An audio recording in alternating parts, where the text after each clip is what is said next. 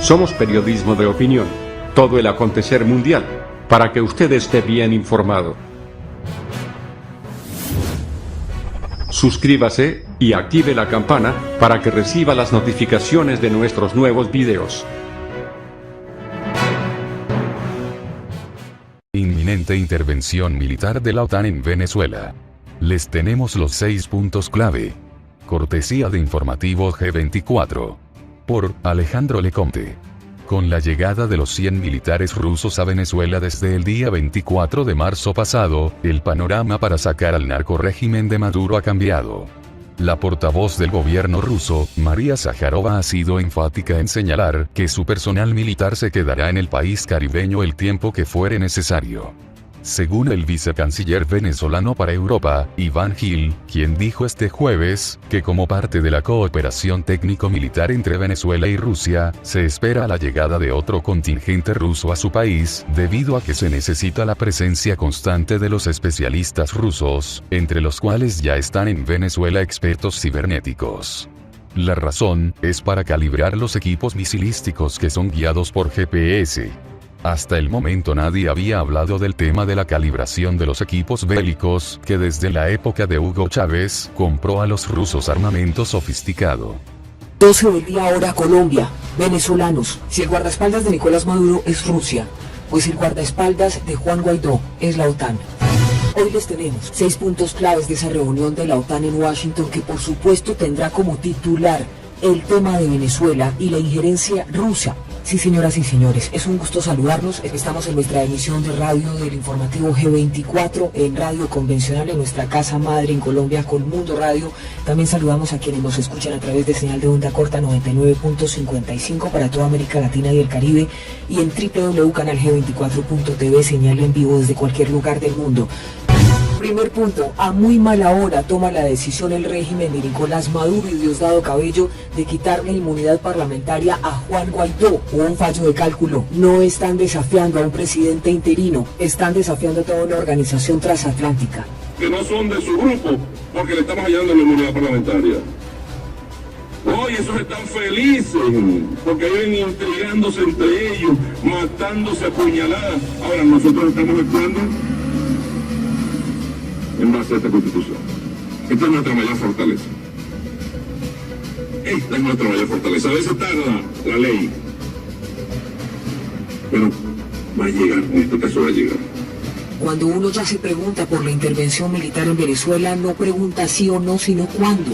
Y esto está claro. La OTAN, una organización internacional de carácter político y militar, cuya línea va enmarcada en lograr ese objetivo de garantizar libertades y seguridad de todos los miembros a través de los medios políticos y militares, está reunido a esta hora en Washington. Ayer vimos que se reunió su secretario general, estamos hablando de Jens Stoltenberg, quien es la persona que lidera esta organización. Estuvo con Donald Trump en la Casa Blanca, a quien a propósito Donald Trump no le sentó nada bien la carta que mandaron los rusos a Colombia, y estuvieron sentados durante muchas horas. Les tenemos información frente a esa reunión y frente a la próxima cumbre para esta semana, donde se conmemorarán los 70 años de esta organización transatlántica política y militar. Segundo punto clave en esa agenda de la OTAN: salvaguardar la integridad de Juan Guaidó y el gobierno de transición, así como normalizar cuanto antes la situación para los venezolanos. Sabemos de lo que nos enfrentamos en Venezuela, que asesinan, persiguen, secuestran, torturan. Quiero saber quién de las Fuerzas Armadas o de los propios y organismos de seguridad se va a prestar para secuestrar al presidente de la República. Quiero saber quién de los cobardes, o son tan cobardes que se retiran del Parlamento porque están en minoría. Inventan uno nuevo porque no soportan hacer política sin mayoría, sino atropellando, e inventan nuevas reglas que solamente ellos creen.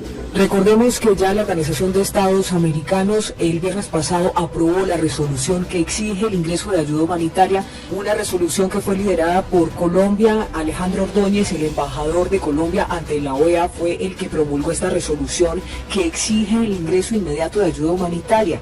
De ahí a cómo lo van a hacer, pues todavía tiene que ver con todo este juego que se está manejando, pero seguramente no se descarta el uso de la fuerza y fue por eso entonces que Rusia escribió a Colombia. Luis Almagro, secretario general de la Organización de Estados Americanos, ha sido un abierto defensor de la intervención militar. A esto se suma que la comisión de la señora Bachelet, a pesar de que estuvo en alto riesgo de ser enrollada o de ser manipulada, no comieron cuento. Michelle Bachelet presentó el informe debido ante el Consejo de Derechos Humanos de las Naciones Unidas, quienes tienen absolutamente claro las preocupaciones de esta organización multilateral frente a las violaciones de derechos humanos. Desde este punto de vista, ya lo diplomático se agotó.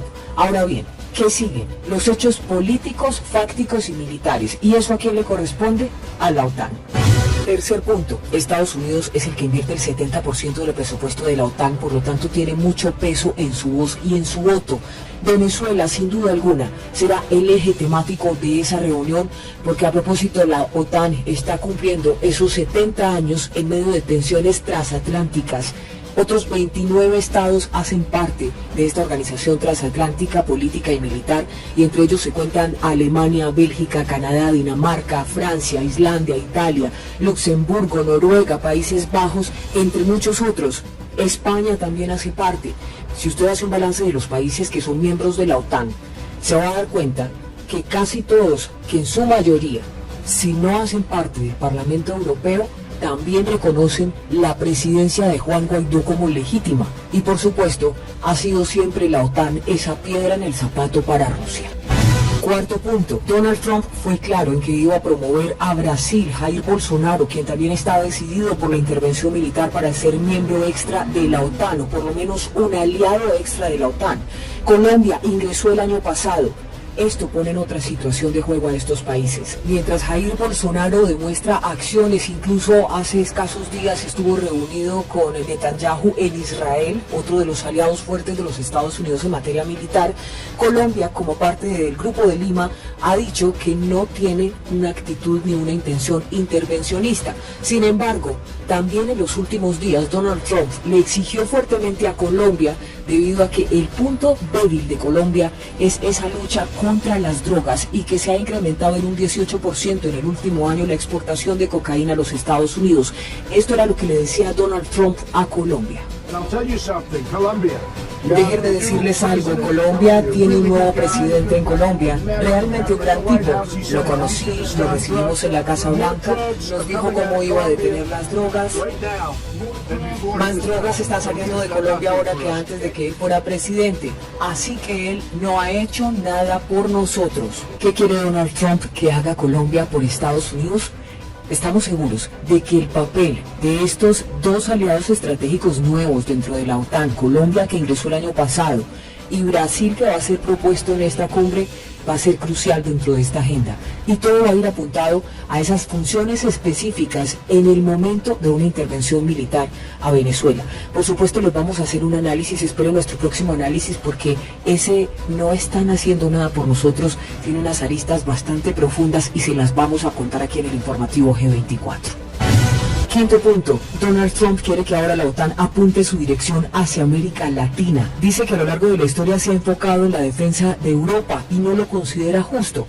Si bien todos sabemos que Donald Trump ha sido crítico con esta alianza porque ha arremetido contra otros miembros porque invierten muy poquito en defensa y en defender, digamos, sus estados, y es Estados Unidos el que aporta el 70% de todo este recurso económico que maneja la OTAN, pues es precisamente Trump quien ahora está suavizando ese discurso, quien ayer recibió, como les digo, al secretario general de la OTAN, Jens Stoltenberg, para esas conversaciones en la Casa Blanca, y dejó claro sus opiniones sobre la Alianza Atlántica durante la campaña presidencial de 2016. No se retractó, dijo, le di duro a esa situación que han tenido muchos países que no aportan suficiente dinero, incluso llegó a calificar la OTAN como obsoleta. Sin embargo, hoy escuchamos un Donald Trump diferente, hay que decir que bajó el tono, que ya no está criticando tanto ese gasto en defensa de los socios de la OTAN, y que justamente en las últimas horas fue Donald Trump quien instó a los socios europeos de la OTAN, en especial a Alemania, a incrementar su inversión en defensa, aunque en esta ocasión cabe advertir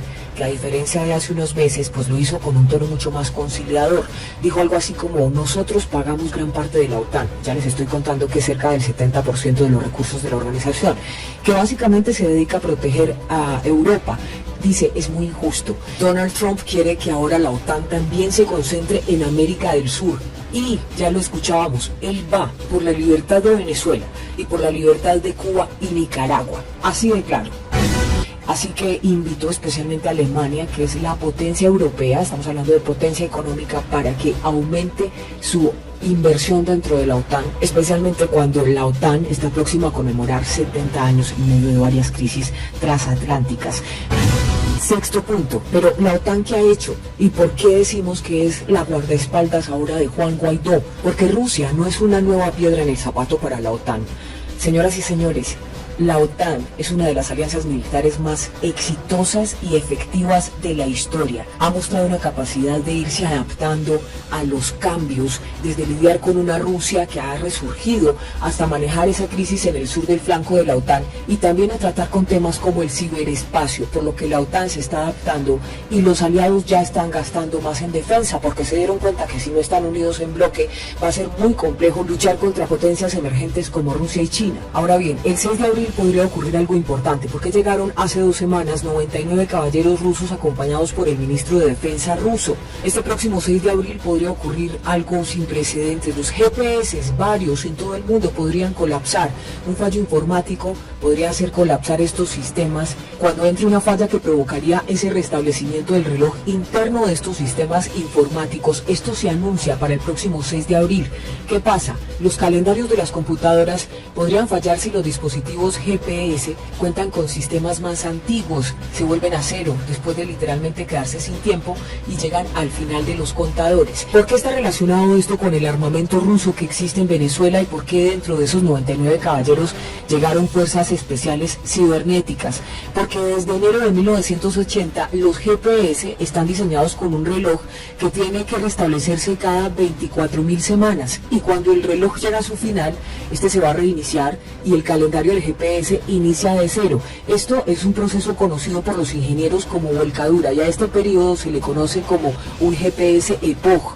El primer periodo que se tuvo frente a esta situación tecnológica fue el 21 de agosto de 1999 y el segundo estaría por terminar este 6 de abril. Y cuando analizamos el armamento ruso que hay presente en Venezuela nos damos cuenta que pertenece a este término de tiempo, es decir, que pudo ser adquirido antes de 1999 y en los años posteriores hasta ahorita cuando terminamos ese segundo periodo de fallo cibernético este próximo 6 de abril. Es por esto que llegaron a Venezuela fuerzas especiales cibernéticas para tratar de organizar estos armamentos tecnológicos que tienen allí y que poseen GPS.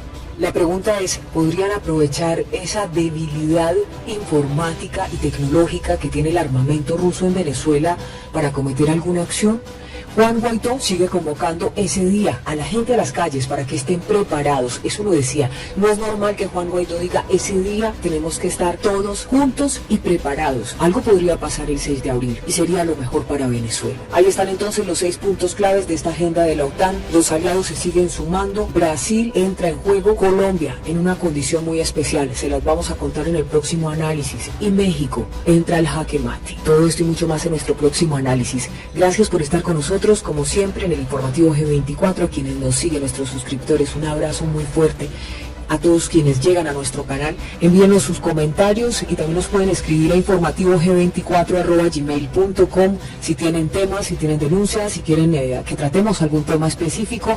Y a nuestra audiencia en México, que también nos ha pedido que tratemos temas sobre AMLO, pues ese va a ser nuestro próximo análisis, porque les cuento que Colombia y México están en una situación nada fácil frente a estos últimos días en los que se tiene que tomar una decisión frente a Venezuela. No competimos con inmediatez, nuestra apuesta es el análisis porque queremos que usted sea su propio analista. Gracias por esa confianza.